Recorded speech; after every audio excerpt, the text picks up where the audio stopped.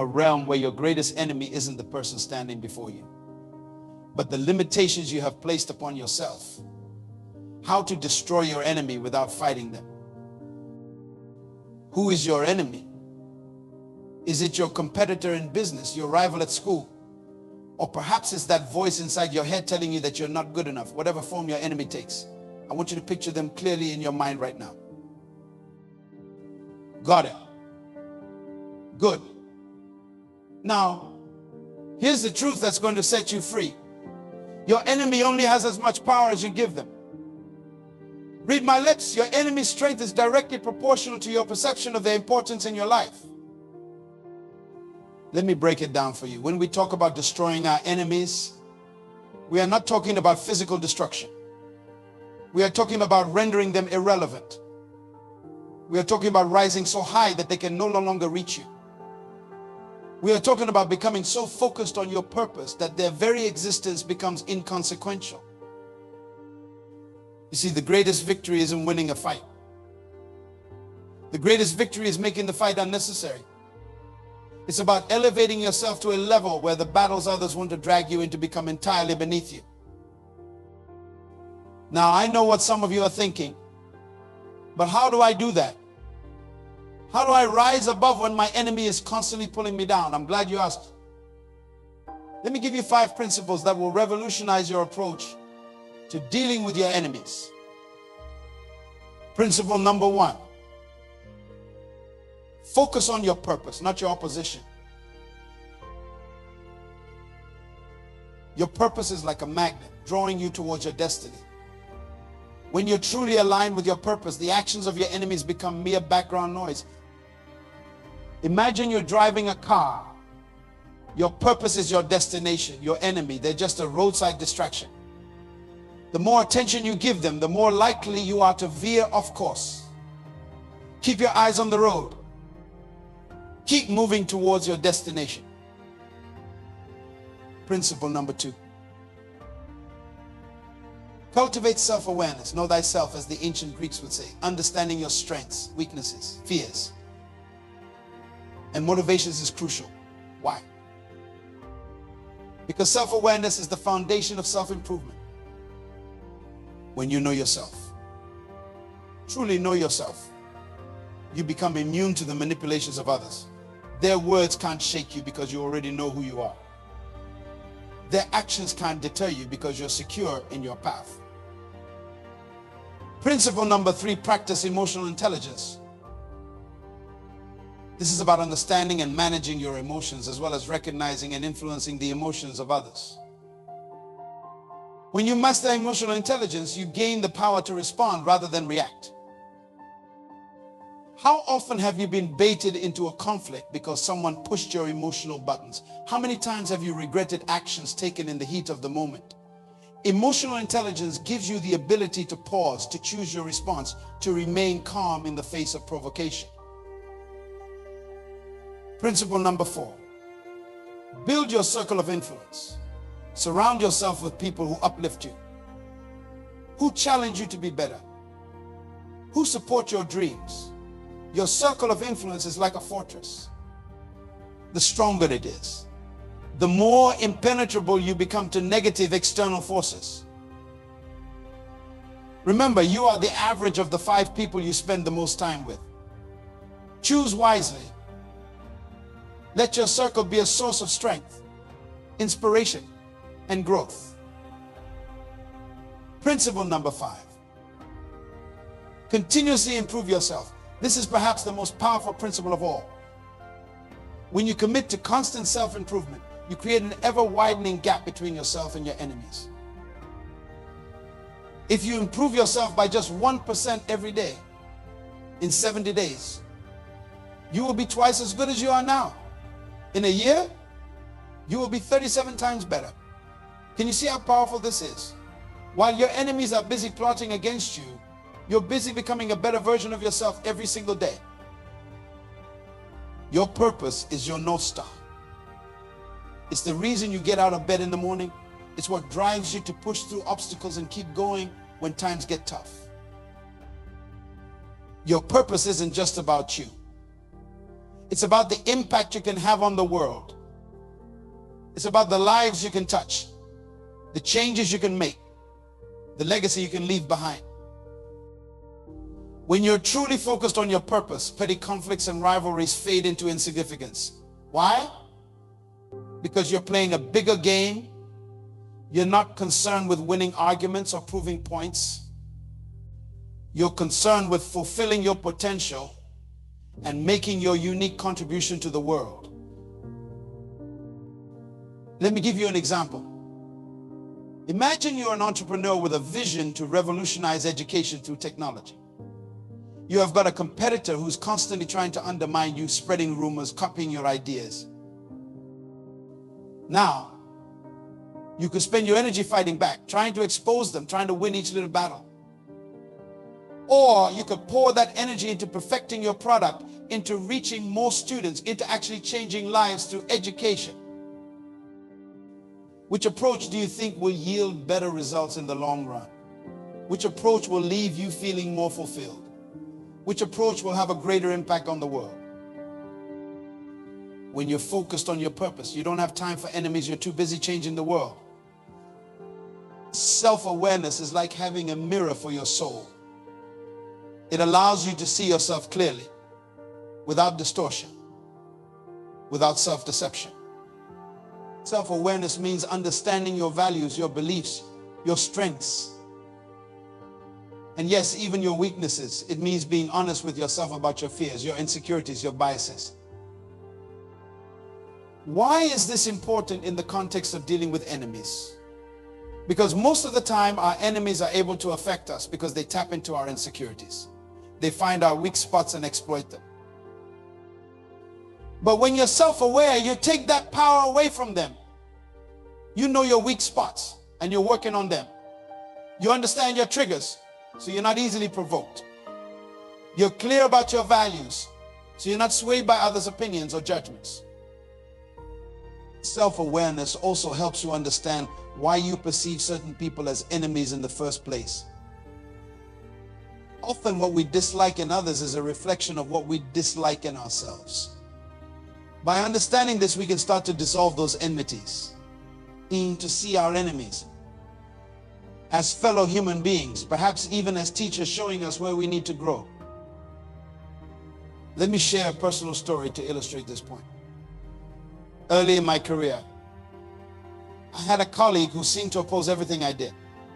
No matter what idea I presented, he would find fault with it.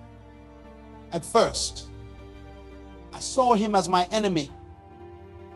I felt angry and frustrated every time I had to interact with him. But then, I took a step back and looked inward. I asked myself, why does his criticism bother me so much? And I realized something profound. His words hurt because deep down I was insecure about my ideas.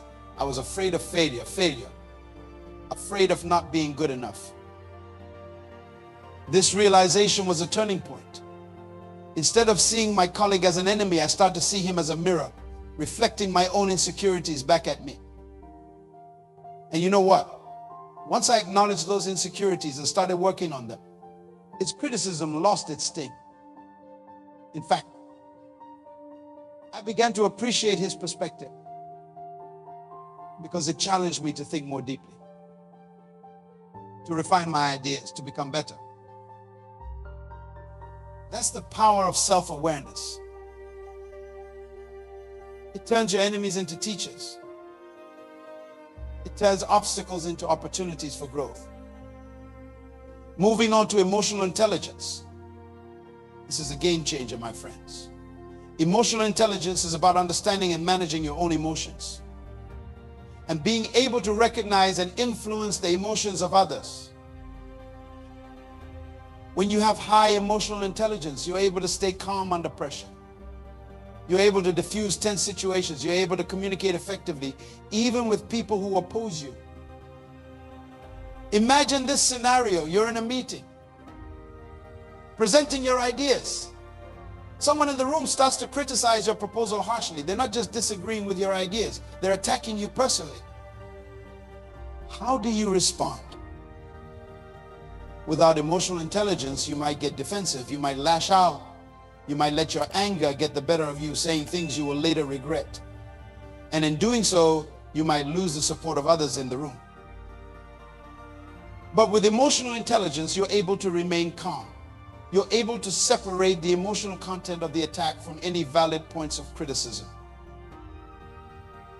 You're able to respond in a way that addresses the concerns raised without escalating the conflict. You might even be able to turn the situation around, winning over your critic and impressing others with your poise and professionalism.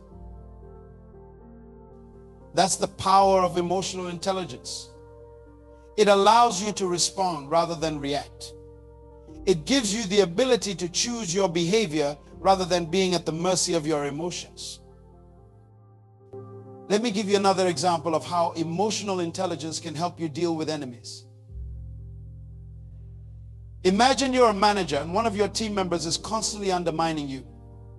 They spread negative rumors, they resist your directives, they create a toxic atmosphere in the team. Now, the emotionally unintelligent response might be to confront this person aggressively, to threaten them with disciplinary action, to engage in a power struggle. But what does that accomplish? It only escalates the conflict, creates more negativity, and distracts you from your real work. The emotionally intelligent approach is different. First, you take a step back and try to understand what's driving this person's behavior. Are they feeling insecure in their role?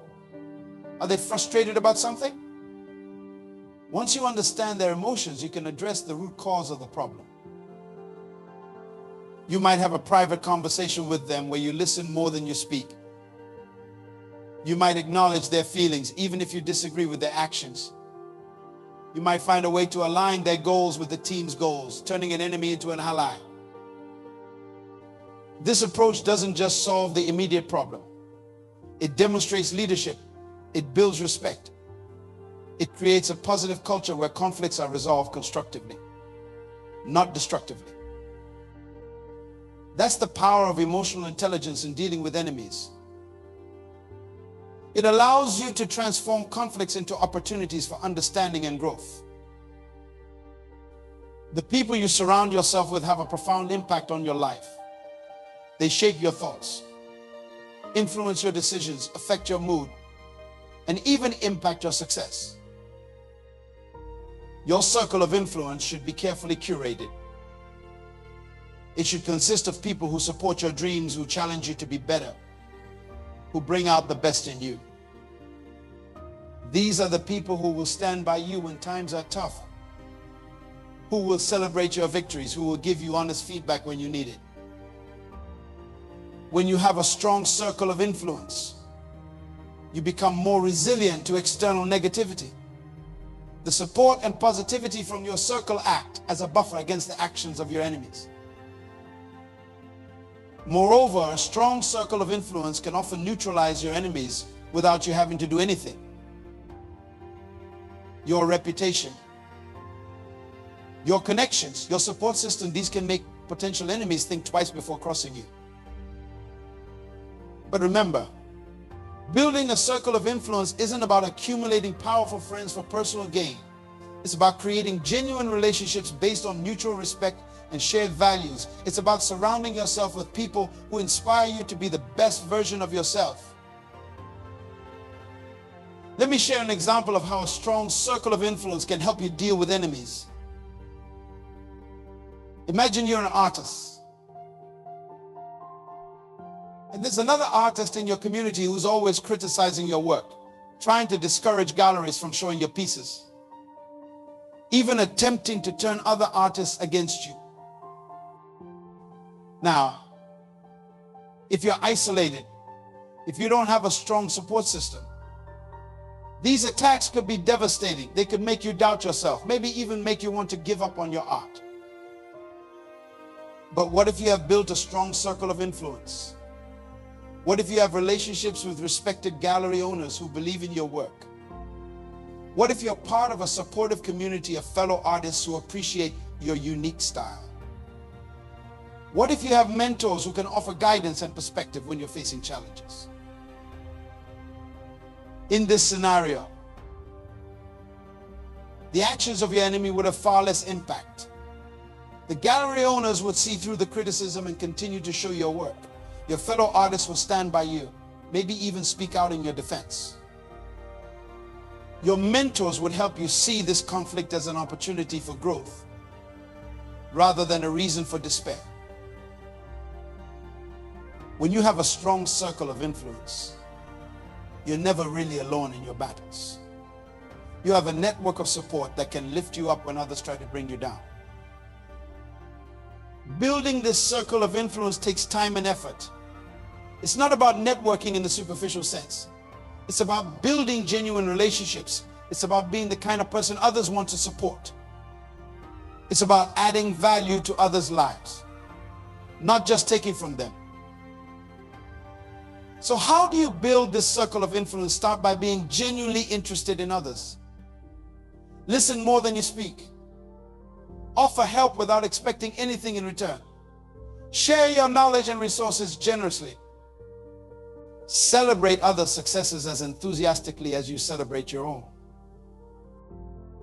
When you approach relationships with this mindset, you will naturally attract people who share your values, who support your growth, who inspire you to be better. And as your circle grows stronger, you will find that the concept of enemies becomes less and less relevant in your life.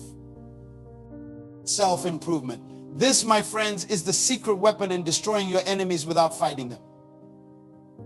Why? Because when you're constantly improving yourself, you're playing a different game altogether. Continuous self-improvement means never being satisfied with where you are. It means always striving to learn more, to do better, to be better, to be better. It means seeing every experience, good or bad, as an opportunity for growth. When you adopt this mindset, something magical happens. The actions of your enemies start to look like opportunities rather than obstacles. Their criticism becomes fuel for your growth. Their opposition becomes a chance to test and refine your ideas. Let me give you an example. Let's say you're a writer and you have got a critic who constantly attacks your work. Now you could view this person as an enemy. You could get angry, get defensive, try to discredit them. Or you could view their criticism as valuable feedback. You could use it to identify areas where you can improve your writing. You could see it as a challenge to become so good that even your harshest critic can't deny your talent. Do you see the difference? In the first scenario, you're expending energy fighting your enemy. In the second scenario, you're using that same energy to improve yourself. And in doing so, you're not just neutralizing your enemy, you're using them as a stepping stone to become even better.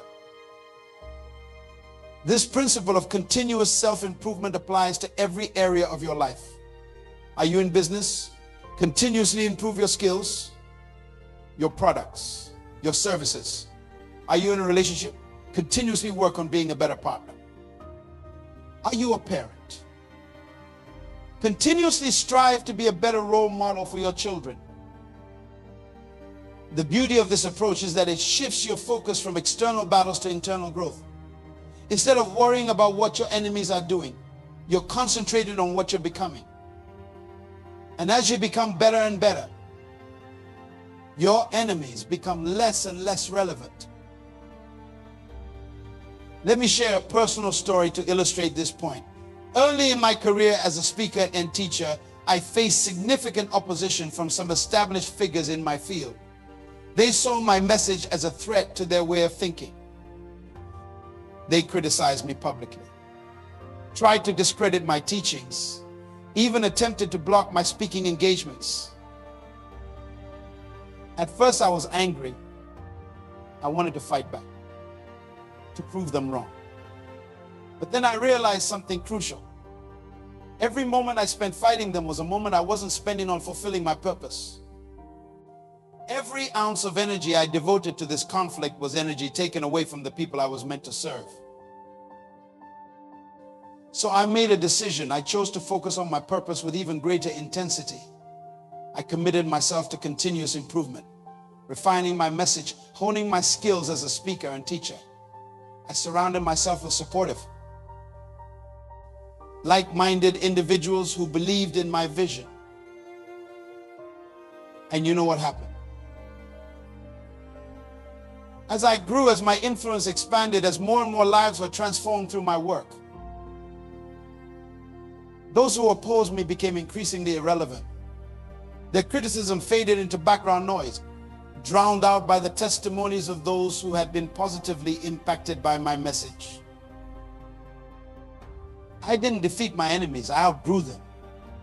And in the process, I realized that they had actually been some of my greatest teachers, pushing me to articulate my ideas more clearly, to deepen my understanding, to stand firm in my convictions. This is the power of destroying your enemies without fighting them. It's about personal growth, not conflict. It's about rising above, not striking back. It's about becoming so focused on your purpose, so committed to your growth, that the very idea of having enemies becomes obsolete. Now, I want to address something important. Some of you might be thinking, but what if my enemy is truly malicious? What if they're actively trying to harm me or sabotage my efforts? I hear you. And yes, there are times when we need to take direct action to protect ourselves or our interests. But even in these situations, the principles we've discussed still apply. They're not just for dealing with minor annoyances or petty rivals. They're powerful tools for navigating even the most challenging conflicts. How these principles can help you when faced with a truly malicious enemy. First and foremost, focusing on your purpose becomes your anchor. It keeps you grounded, reminding you of what's truly important.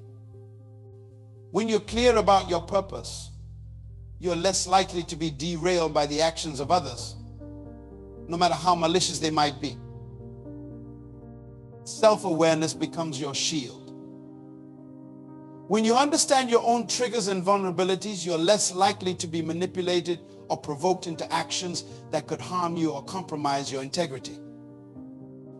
You're able to recognize when you're being baited and choose a more constructive response. Emotional intelligence becomes your secret weapon. It allows you to stay calm and think clearly, even when under attack. It helps you read the situation accurately, understanding not just the actions of your enemy, but the motivations behind those actions. This understanding can be crucial in formulating an effective response. Your circle of influence becomes your support system and your amplifier.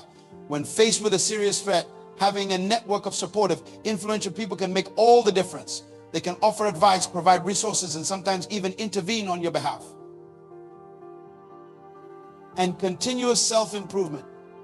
It becomes your path to resilience and eventual triumph. By constantly growing and evolving, you become a moving target, always one step ahead of those who wish to bring you down.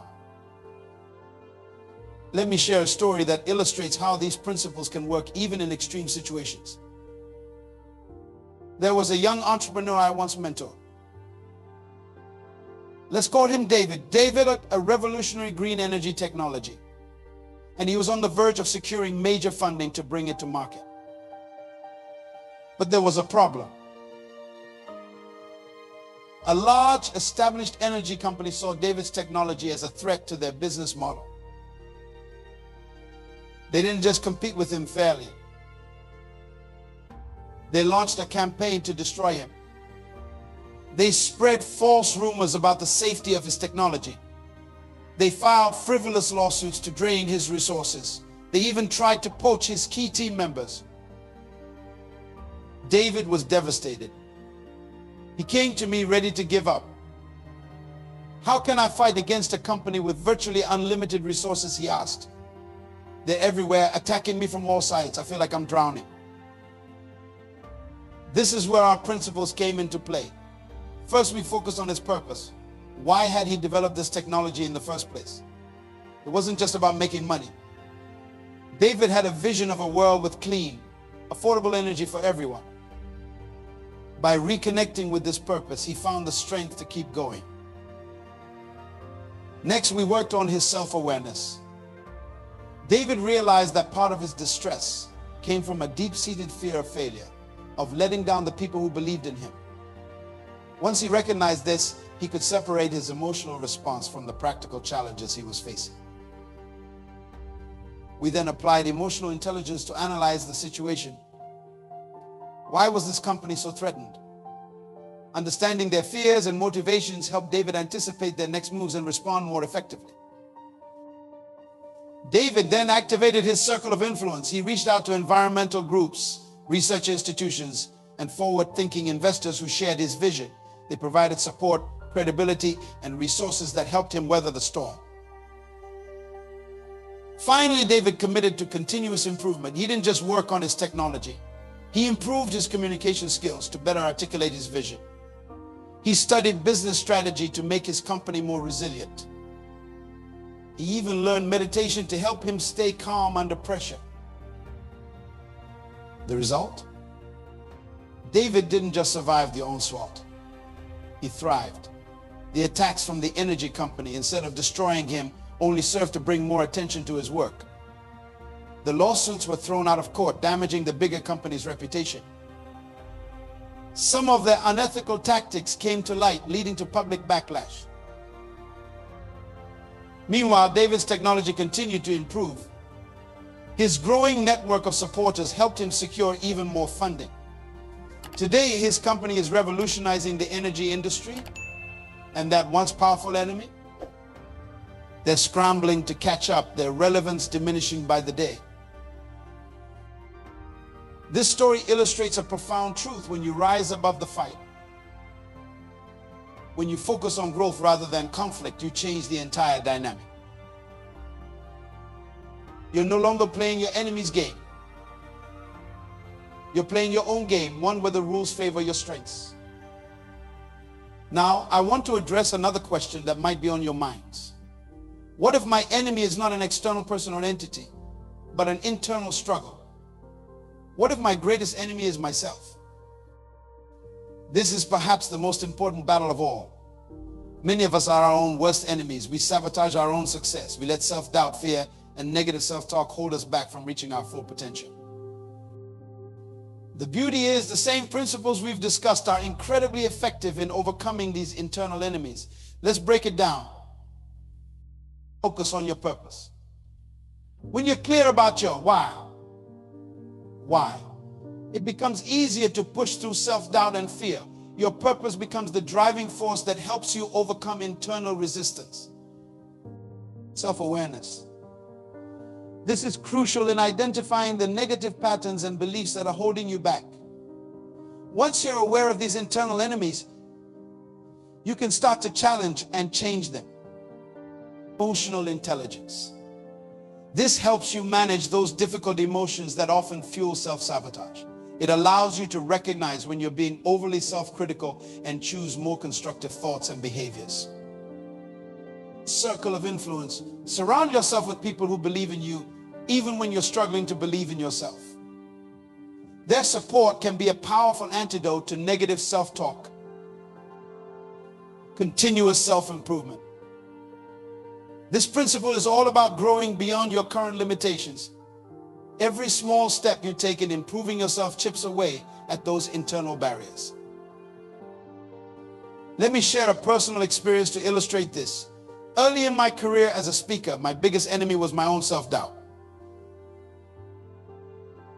Every time I stood on stage, a voice in my head would say, "Who are you to be teaching these people? What if they realize you're a fraud?" This fear was paralyzing. It affected my performance, made me hesitant to take on bigger opportunities, and nearly derailed my career before it had really begun. The turning point came when I started applying these principles to my internal struggle. I focused on my purpose, my deep desire to empower others and make a positive impact in the world. This purpose was bigger than my fear, and it gave me the courage to push forward. I cultivated self-awareness, recognizing that my fear was rooted in a deep-seated belief that I wasn't good enough. Once I identified this belief, I could start to challenge it. I used emotional intelligence to manage my anxiety before and during speeches. I learned techniques to calm my nerves and channel that energy into passion for my message. I built a circle of influence filled with mentors and fellow speakers who encouraged me and reminded me of my value when self-doubt crept in. And I committed to continuous improvement. I worked tirelessly on my craft, constantly seeking feedback and looking for ways to provide more value to my audience. The result: over time, that voice of self-doubt grew quieter. It didn't disappear completely. Even today, it sometimes whispers in my ear. But now, instead of being paralyzed by it, I see it as a sign that I'm pushing myself out of my comfort zone, that I'm growing. This internal battle is one we all face. The enemy within can be far more formidable than any external foe. But the victory over this enemy is also the sweetest. Because when you overcome your internal limitations, you don't just solve a single problem or win a single battle. You transform your entire life. I want you to identify your biggest enemy right now. It might be a person, an organization, a circumstance, or an internal struggle. Got it? Good. Now I want you to spend the next week applying these principles to that specific situation. Focus on your purpose. Cultivate deeper self-awareness. Practice emotional intelligence. Activate and strengthen your circle of influence.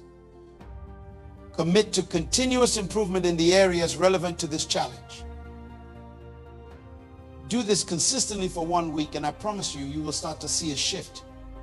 You might not have destroyed your enemy in that short time, but you will have changed the dynamic. You will have taken the first steps on the path to rising above the conflict. Remember, the goal isn't to win every battle. The goal is to make the battles irrelevant. To rise so high, to grow so strong that what once seemed like formidable enemies become mere stepping stones on your path to greatness. This journey of growth, this path of rising above your enemies, it isn't always easy. There will be days when you falter. Days when the old patterns of thinking try to reassert themselves. Days when it seems easier to fight back, to stoop to the level of those who oppose you.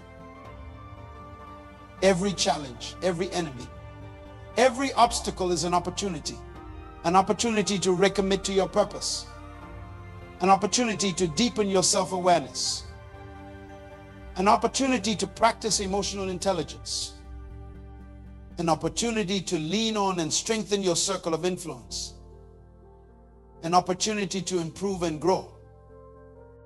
Embrace these opportunities, welcome them. For it is through these challenges that you forge yourself into the person you're meant to be. It is through these tests that you discover strengths you never knew you had. You have within you the power to rise above any conflict, to transcend any limitation, to render any enemy irrelevant. That power lies not in your ability to fight, but in your capacity to grow. Nurture that capacity. Don't believe in it, use it. And as you do, watch in amazement as the landscape of your life transforms. Watch as obstacles turn into opportunities. Watch as enemies become irrelevant. Watch as you step into the fullness of your potential, radiating such purpose, such self-awareness, such emotional intelligence, surrounded by such a powerful circle of influence, and in such a constant state of growth that you become an unstoppable force for good in this world. Oh, my friends, that is true victory. That is true power. That is the art of destroying your enemies without fighting them. Now, go forth and practice this art. The world is waiting for the unique gift that only you can give.